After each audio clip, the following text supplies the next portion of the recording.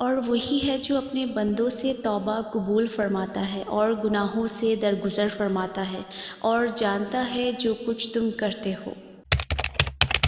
بسم اللہ الرحمن الرحیم۔ السلام علیکم ورحمۃ اللہ وبرکاتہ۔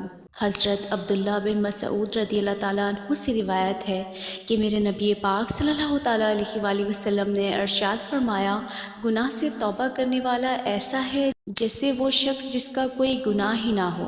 اور حضرت انس رضی اللہ تعالیٰ عنہ سے روایت ہے کہ میرے نبی پاک صلی اللہ تعالیٰ علیہ وآلہ وسلم نے ارشاد فرمایا، جب بندہ اپنے گناہوں سے توبہ کرتا ہے تو اللہ تعالیٰ اعمال لکھنے والے فرشتوں کو اس کے گناہ بھلا دیتا ہے، اس کے اعضاء کو بھی بھلا دیتا ہے، اس کی زمین پر نشانات بھی مٹا ڈالتا ہے، یہاں تک کہ جب وہ قیامت کے دن اللہ پاک سے ملے گا تو اس کے گناہ پر کوئی گواہ نہ ہوگا۔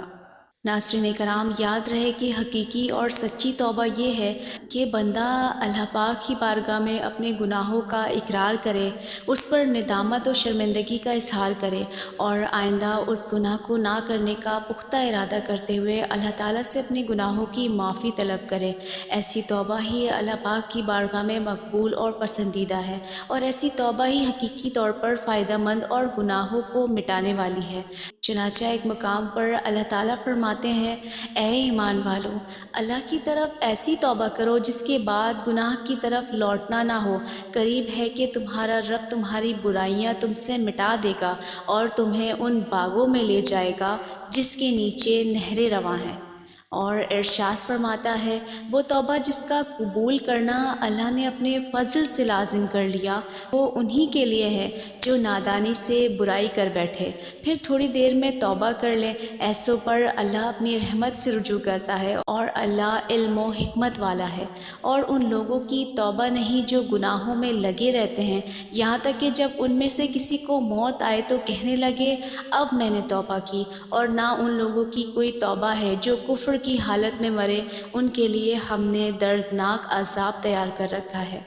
آیات میں بوقت موت توبہ قبول نہ ہونے سے مراد وہ وقت ہے جب موت کے بعد کے احوال نظر آنا شروع ہو جاتے ہیں۔ لہٰذا ہر مسلمان کو چاہیے کہ وہ گناہوں سے ایسی توبہ کریں جیسی توبہ کرنے کا حق ہے، اللہ تعالیٰ سے ویسی توبہ کرنے کی توفیق بھی مانگتے رہیں جیسی توبہ اس کی بارگاہ میں مقبول اور پسندیدہ ہے۔ اللہ تعالیٰ ہمیں سابقہ گناہوں سے سچی توبہ کرنے اور آئندہ گناہوں سے بچنے کی توفیق عطا فرمائے۔ آمین۔ جزاک اللہ خیرا۔